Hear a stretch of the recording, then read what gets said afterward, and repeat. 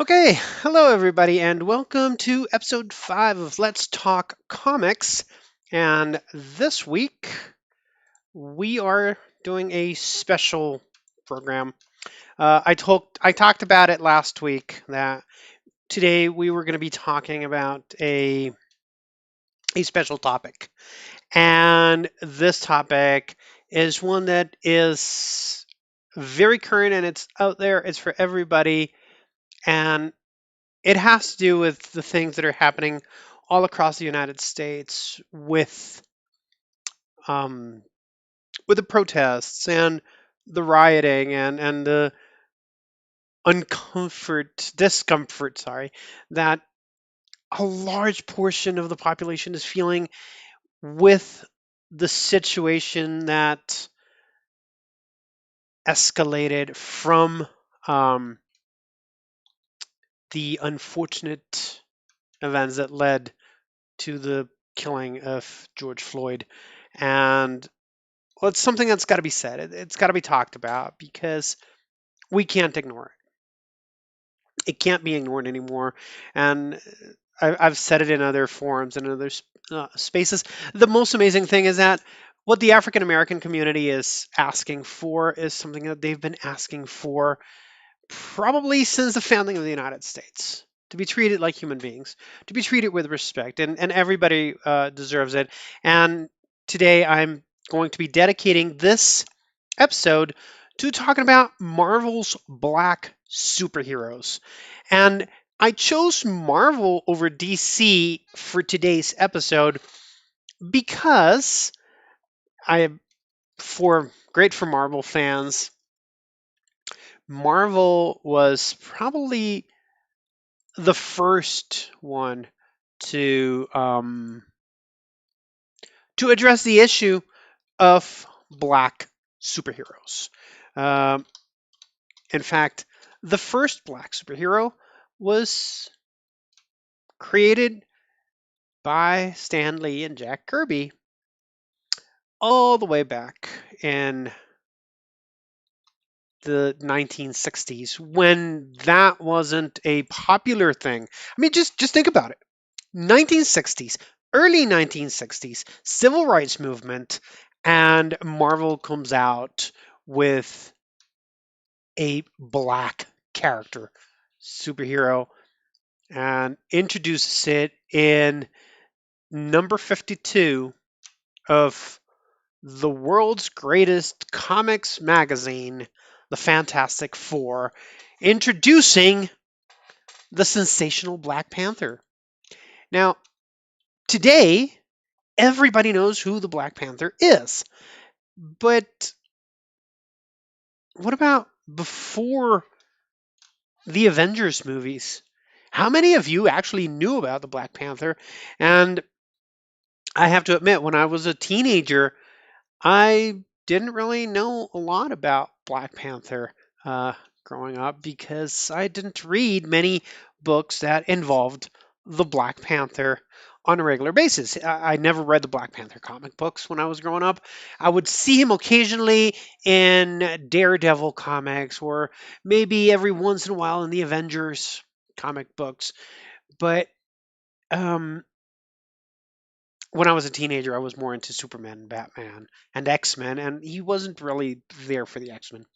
But he was the first character and the first black superhero, and it comes from Marvel Comics. It's today everybody knows him, Prince T'Challa of the African super developed nation of Wakanda, right? And we're talking that he first appeared in 1966, and his first appearance wasn't really um these magnificent African warrior prince that we've all come to know and respect and admire and love. He was something entirely different. And despite that cover that we just saw for a little while there, where T'Challa is jumping into the action, leaping over the Fantastic Four, his next drawing is pretty crappy. But but more than that, he comes out um, in a very like Fantastic Four way, right? But he was introduced in the cover, so he wasn't a minor character in the book.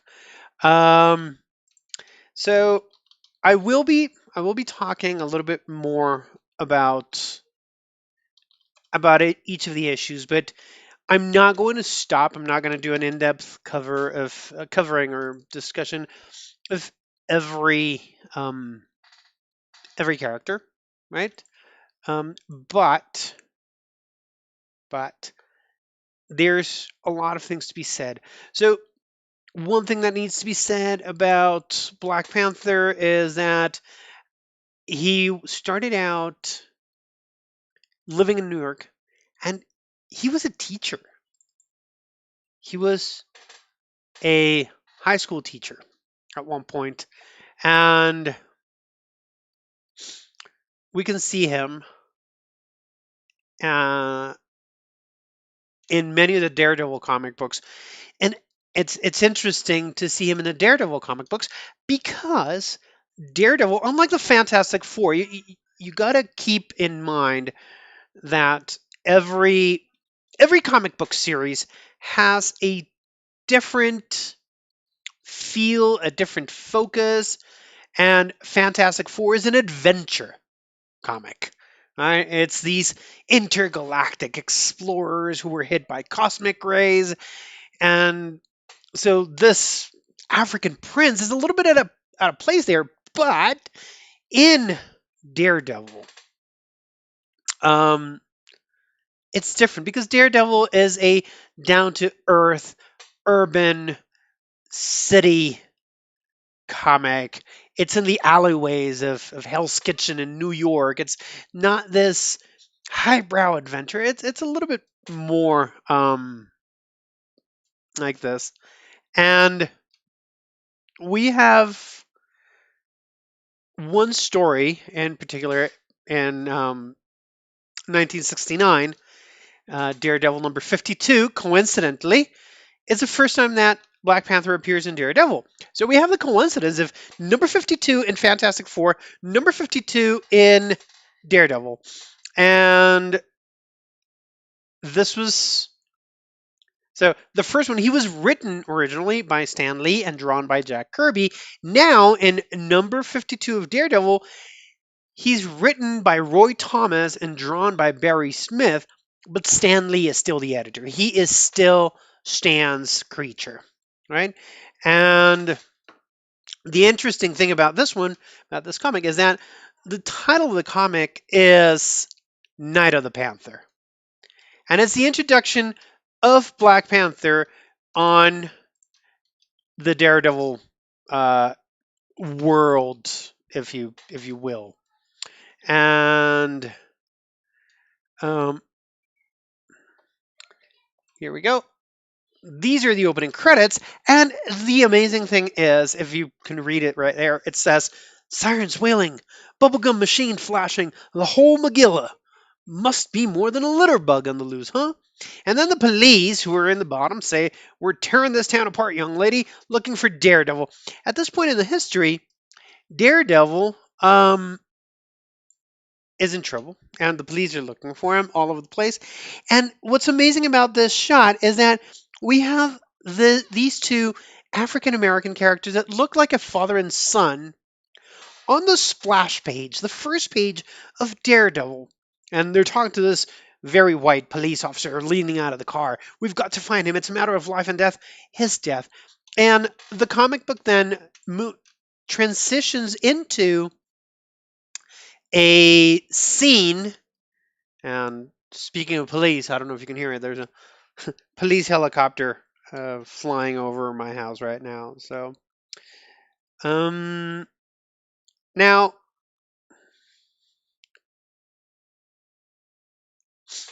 the next page is a page in which Black Panther is going through the rooftops of the city in a very Daredevil-esque manner.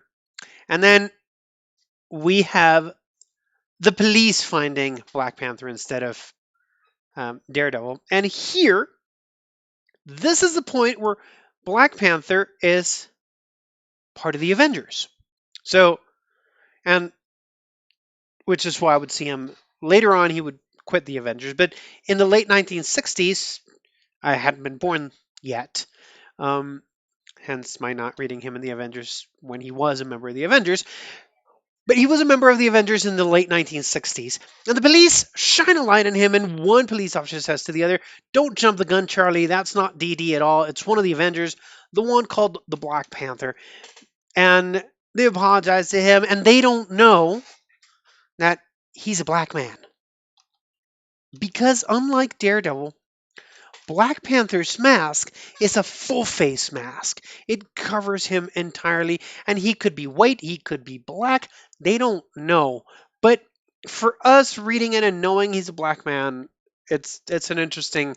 Um, that's interesting. That it's a very telling and complicated um, situation right here. But that this will lead this whole story of not of the Panther will lead to T'Challa becoming really good friends with Daredevil, right? And he's been sent to try and prevent Daredevil from being assassinated and not. But uh, as I said, I'm not going to get into the details. What is important here is that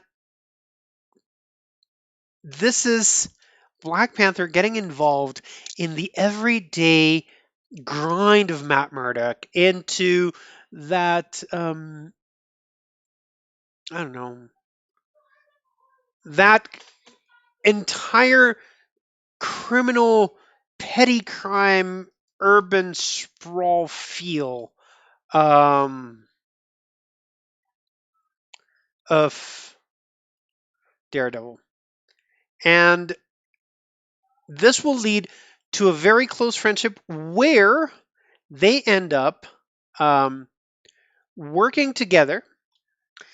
And later on, in the not too distant future, the Black Panther will impersonate Daredevil, basically to help Matt, um, because he's been outed as Daredevil. One of the first times he was outed, and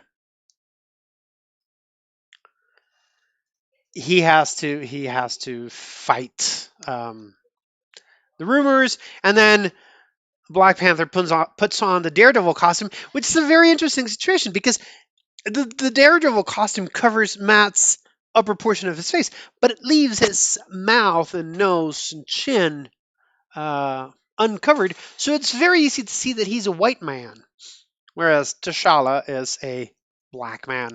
And that will lead into some shadow play and Daredevil staying up in a tree inside the shadows and not wanting to reveal himself. But well, that is the way that these things happen in comic books. Now, this leads us to the next black superhero, and so the first one was Black Panther, but then we had actually there was one that was called Lobo earlier, but it never really sold because um, basically people didn't buy comic books with black characters until Stan and Jack created them. Now, the first, so after 1966, the next character to be introduced is a man that is entirely different. Um, that, and I will be showing you his, which is, I will not be showing you his first appearance back in 1969, basically because I don't have um, that comic book, so I can't. And I tried to get it. I tried to purchase it, but it was slightly expensive to get it. So unfortunately, I couldn't get it. But it's Sam Wilson. Sam Wilson, and I will show you his first appearance in a different setting. Sam Wilson was introduced in 1969. So we had T'Challa, or Black Panther, in 1966. 3 years later, we have the Falcon, Sam Wilson. Um, he is the first African American. So Black Panther is the first black superhero in Marvel and most of mainstream publishing, but he wasn't American. He was an immigrant. He was African. He came from Wakanda. Now, the next one is Sam Wilson, 1969, The Falcon. He is American. And he was introduced in Captain America 117 way back then. And the most amazing thing about this is that you have to remember that Captain America stands for a lot of things, and Captain America is a very um, important character, not only within the Marvel universe, but beyond that. He's become a symbol. He symbolizes a lot of things that America stands for, and so for him to befriend an African American character was very, very important. It was a key moment in the development of the racial relations in comic books. And he became Captain America's superhero partner. So much so that between 1971 and 1978, they shared the title of a comic book that was called Captain America and the Falcon. That was numbers 134 through 192, and then from 194 to 222, 193 was there in the middle. Now, he was also, and this is also very important because he was the first black superhero whose code name didn't involve the word black. Right? Of course, being the first when there's only another one, um, is not much, but Black Panther, it's got the black in its name. Now we have Captain America teaming up with the Falcon, this African American character. Now, their team up went up to the point that this ended up happening. The all new Captain America uh, is Sam Wilson. Now, this is in Captain America number 25 from 2015, very, very recent. Sam Wilson receives the mantle from Steve Rogers himself. Steve Rogers gives Sam Wilson, his close friend and confidant, and the shield.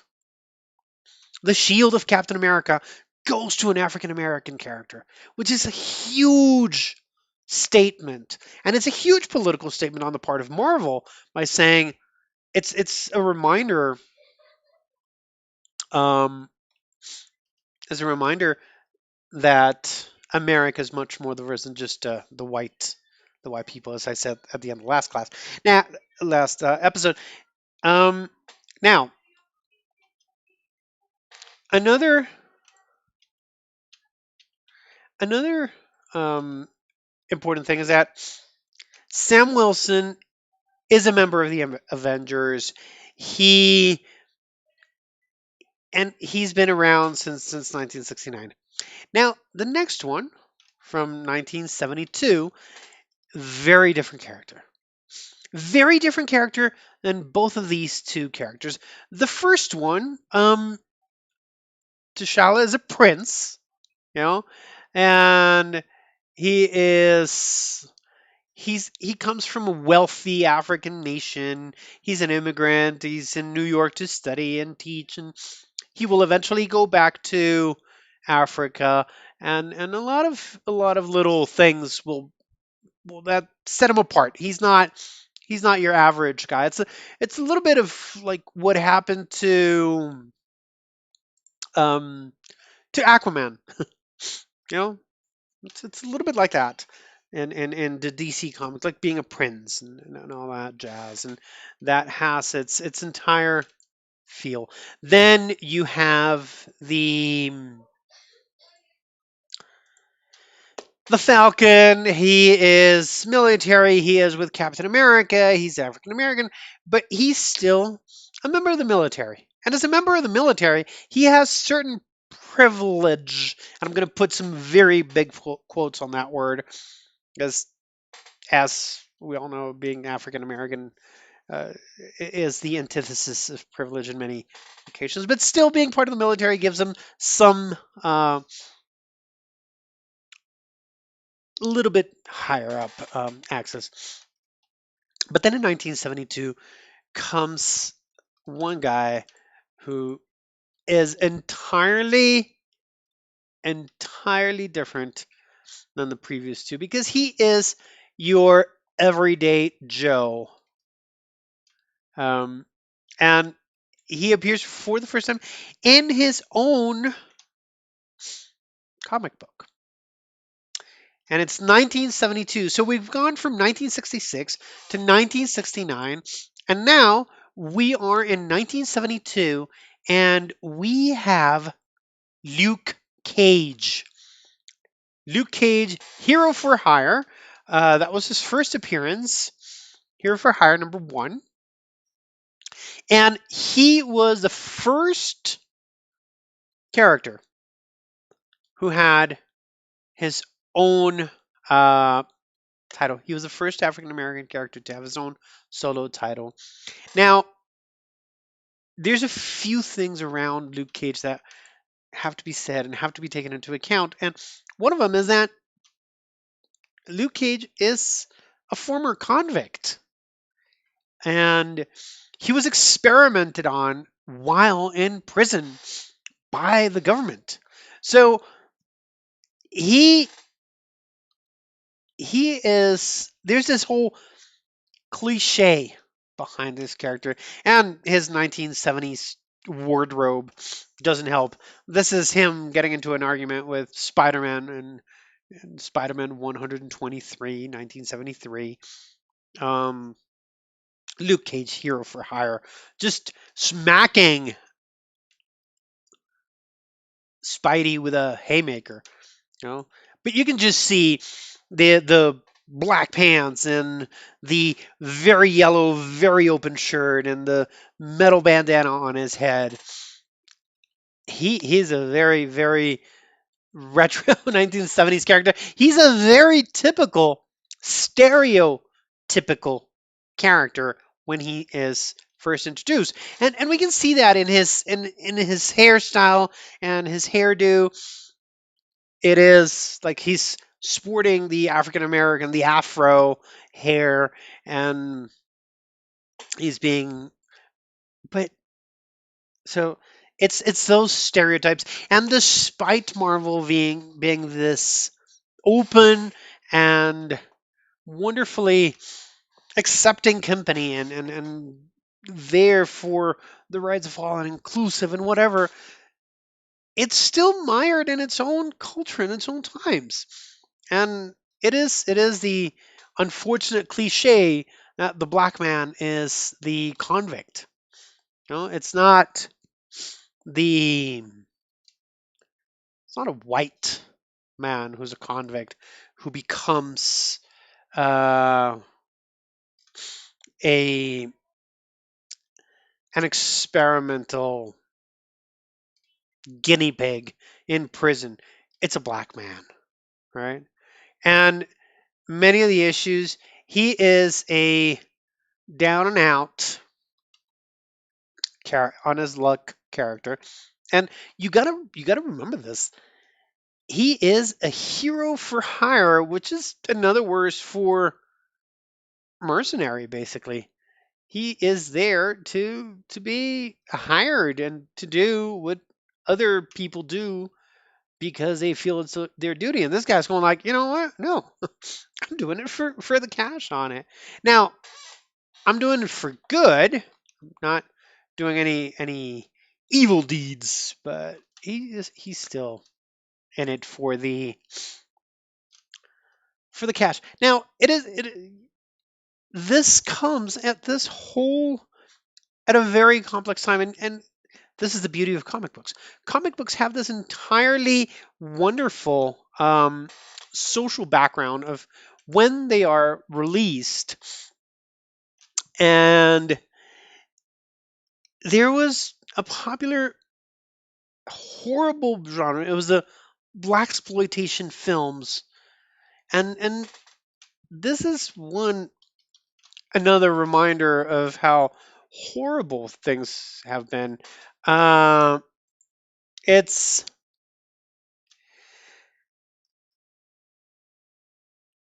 it was this highly stereotypical um, characters in these movies where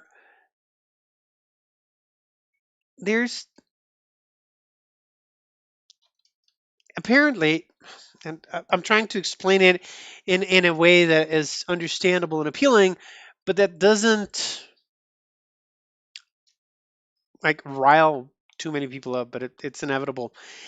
It was in an effort to approach African American audiences and bring them into the cinemas.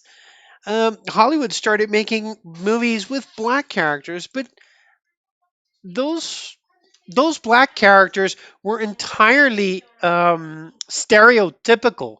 They were not the kinds of characters that you would find in other mainstream movies, like the white characters. And it's think movies like Shaft or Sweet Setback, things where um,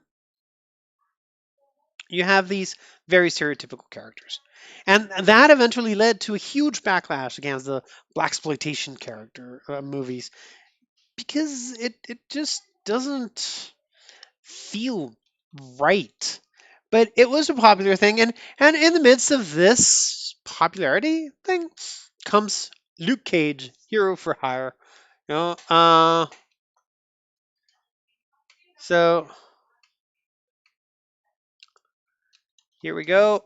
This is J. Jonah Jameson, owner and publisher of the Daily Bugle, who hates Spider-Man with his guts, is hiring or trying to hire Luke Cage, and Jameson comes to him and says, like, see here, are you certain you won't take a job today? And Luke says, it's like I said, today's Saturday, day of rest. Of course, I could rest on Monday. And this image of Jameson handing out a wad of bills, $100 bills by the look of the image, to Luke and him going for the money. I thought you'd see it my way. From what I understand, you'll take any case inside the law if the money is good enough. It's highly, highly, highly, highly stereotypical. And he says, "Look, I'll give you $5,000 if you capture Spider-Man." Right? That's eh, not really a cool character at the beginning, but he changed a little bit later on. Um, The first 17, like in issue number 17, he changed from hero to for hire to Luke Cage Power Man. And eventually, um, he shaved his head. And it was it was an interesting change in image, going from the afro to the shaved head, and it was a little bit in an effort to move him away a little bit from the stereotype, and it worked. He is considered today one of Marvel Comics' most badass characters. Uh, um, and as I said, he was the first character to get his very own self-titled um, series with Luke Cage Power Man, Luke Cage Hero for Hire, and then we had him. He had his own TV series, and he was involved with Jessica Jones. They have a daughter, and it's a it's a complex world. He was a member of the Avengers, of the New Avengers, of Heroes for Hire, and yeah, just an all around. Basically, he's indestructible. Like they shoot at him, and he doesn't feel a thing, and that's pretty impressive. He lives in Harlem, also New York City. You have to remember that most of Marvel's characters are from New York. They're New Yorkers, and that comes from the fact that Stan Lee was a New Yorker, and he said it on several interviews when he said, "Well, if I'm writing about the city that I grew up in, it's easier. I know what I'm talking about. You know, if I have to start making things up, and it's hard enough making up the names for places, much less making up the names for characters, and much less making up the names for places and everything. So why would I do that? And it was one of the things that set him apart. So, but that is why there is this incredibly large number of superheroes who live in New York. Well, on that, we move on to our next character who has multiple things going on. The first, of course, and the main reason why this character is on this show today is because it's an African American character. Well, actually, yeah, yeah, you could say it's African American. And a lot of people recognize this character immediately. And I'm going to put the full cover, yeah, not the full cover. I'm going to put one of the covers because, again, getting first appearances is incredibly expensive, and I don't have that kind of dough right now to get the first appearance of Miss Aurora Monroe, better known as Storm from the X-Men. We are in 1975, and we have Storm. Oh, I skipped one, but that's just because I don't personally don't like it. It's Blade. Blade is the other African American character. He is half human, half vampire. Uh, yeah, I don't like Blade, so I oops, skipped it. But Storm, I love, absolutely love Storm, Aurora. And so Storm has things going on for her. The first one being African American, but the other one, and this is another big point, it's a woman. And first African American woman um, to be a superhero. Now, here I need to make a different punch in the middle, and it's that there is another female, or there are many other characters, but there's another very important character that is not in this list, um, because it has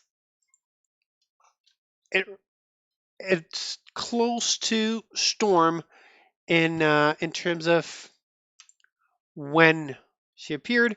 Also, um, in 1975, and her name is Mercedes Knight, or Misty Knight. No, she is a character who is also associated with Luke Cage in Heroes for Hire, who appeared a little bit earlier, maybe, or a little bit late after Aurora.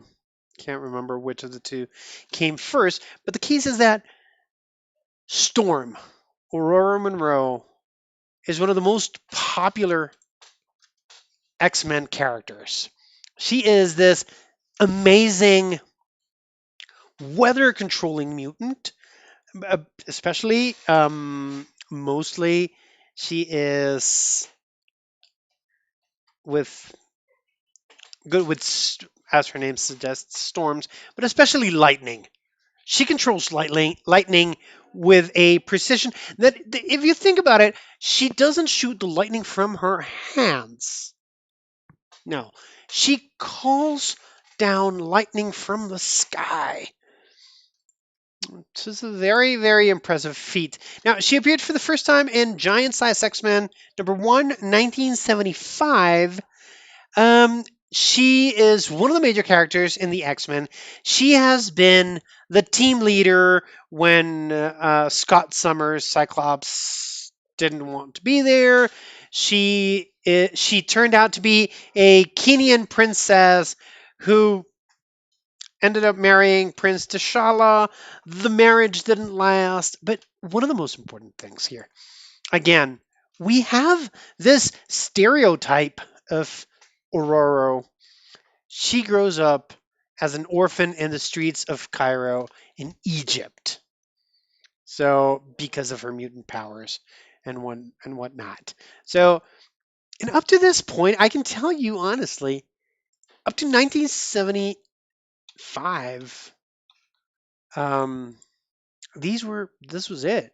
Well, whereas Marvel had dominated, but then until all through the 60s, in 1971, DC introduced their first black superhero, which we'll talk about in the next episode.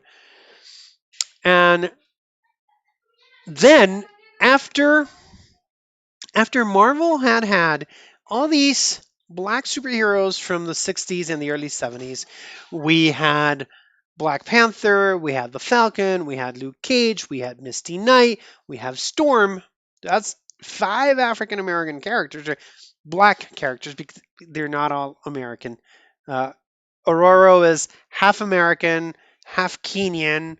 Um, T'Challa is all African. But we have 5 black characters up to this point in time in Marvel Comics.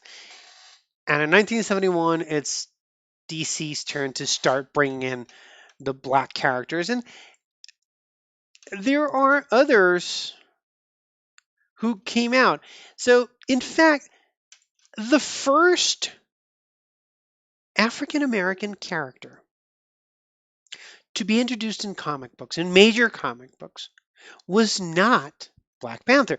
Black Panther was the first African American superhero, or sorry, black superhero, but the first African American character to appear in comic books was actually a guy called Gabe Jones in Sergeant Fury and his Howling Commandos, way, way back, um, before anything.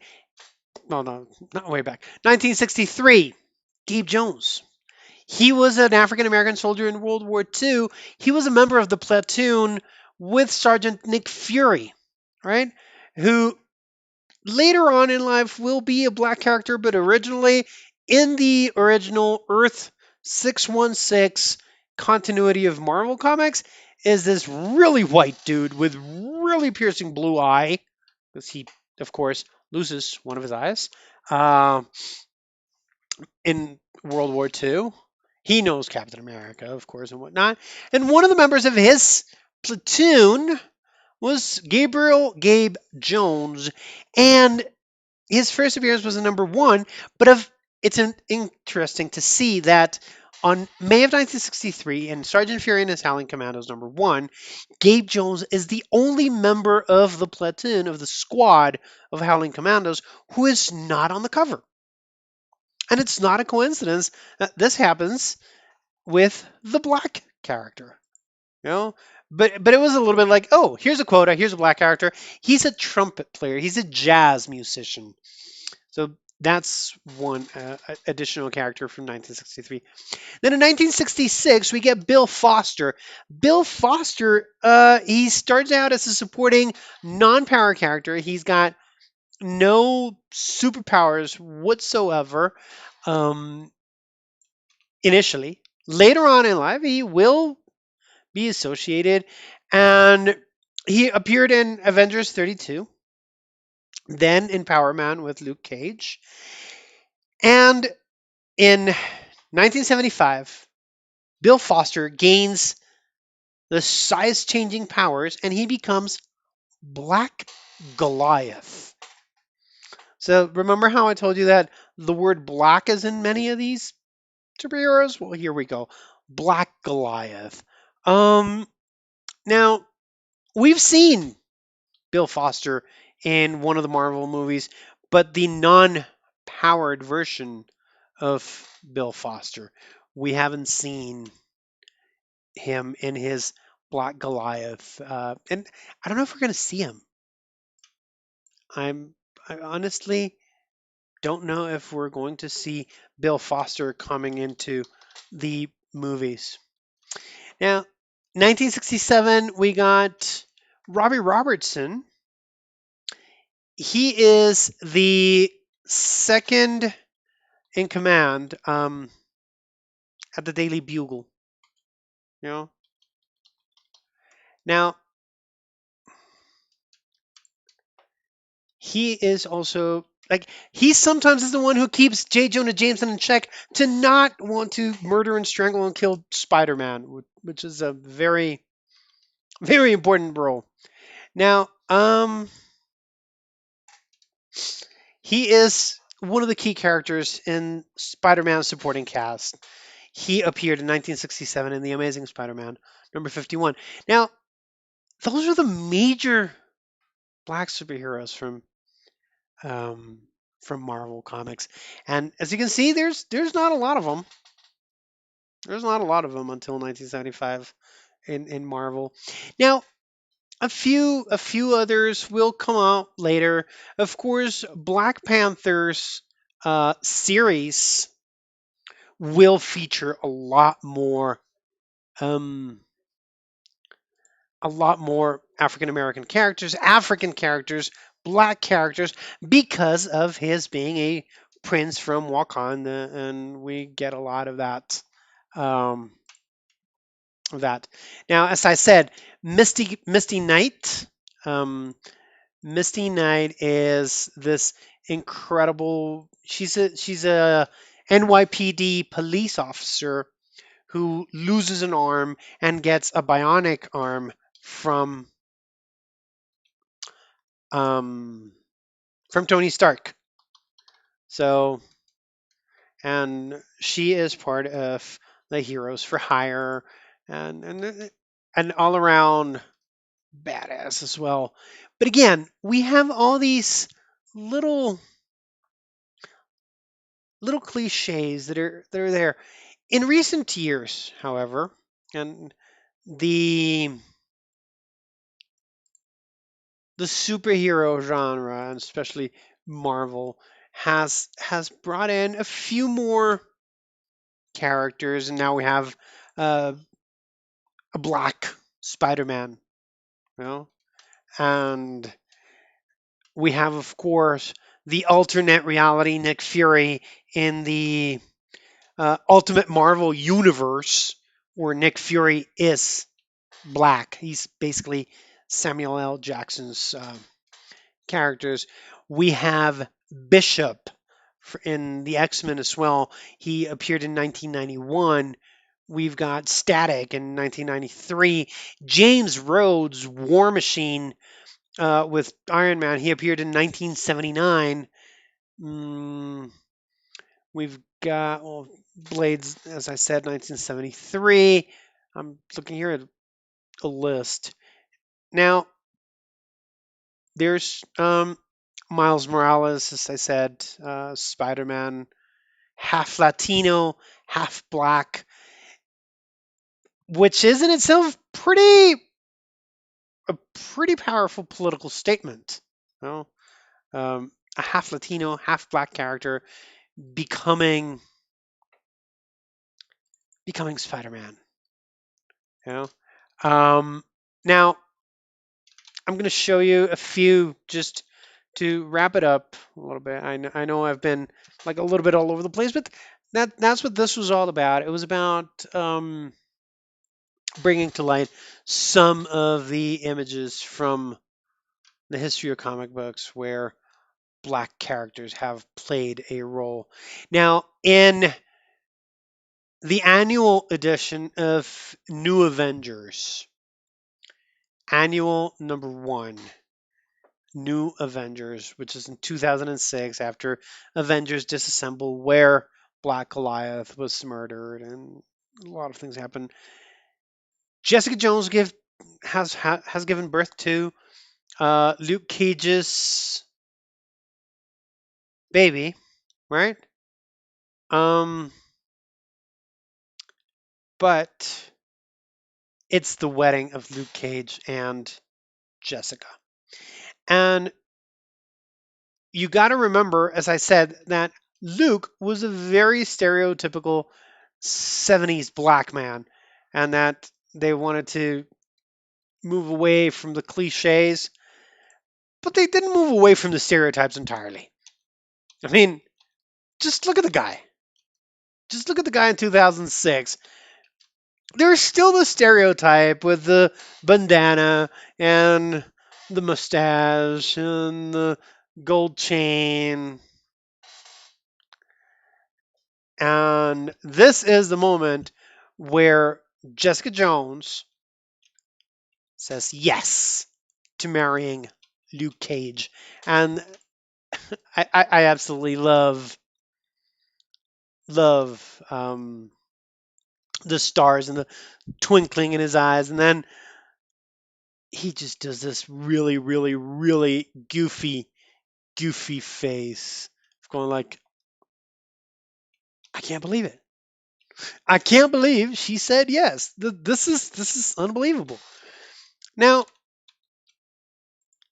it is it is interesting to see how the character of black superheroes has changed over time. Um, but we've got we got this. It's we gotta acknowledge that this is just a drop. And if you look at lists of just type list of superheroes, and you'll get hundreds, if not thousands, of entries for superheroes. But if you look for black superheroes, unfortunately, you're not going to get a lot of them. Not as many. No way. And it is sad. It is sad. Um, there is a side. If you want to know more about black or African American superheroes, then you have to check out the World of Black Heroes. It is a website created in 2010 to track the appearance of black characters in comic books with a definition of black that goes beyond uh, what we typically consider black, beyond the African American stereotypes, and it includes any character whose skin color is darker. It includes many Latino characters. It includes many Polynesian, um, Oceanic, like characters from Oceania, from some African American tribes, because they are all black, right? So, and there's a thousand more in his website. Um, you got characters like Aaliyah Bishop, and you got Izan and the Amazon, which is um, the black Amazon from Wonder Woman. Uh, you got Ant, Animalia, Battlestar, of course, Bishop, Black Vulcan. Um, Different versions of Black Panther. You've got Azari, Shanda, T'Challa. You got Black Goliath, of course, and they're in alphabetical order. So if you really want to learn a little bit more about African American superheroes or Black superheroes in general, then you definitely want to check out World of Black Heroes. I will leave a link in the video description so that you can go check it out and see some of the amazing things that are being done around this entire racial issue. Um, it even includes characters from the Power Rangers, which I think is pretty cool, pretty neat. 'Cause not everybody does that, of counting the Power Rangers within like the superhero genre. But, ladies and gentlemen, that is all the time we have for today. Next time in Let's Talk Comics, we will be taking a look at DC Comics' run of black superheroes. But for now, ladies and gentlemen, this has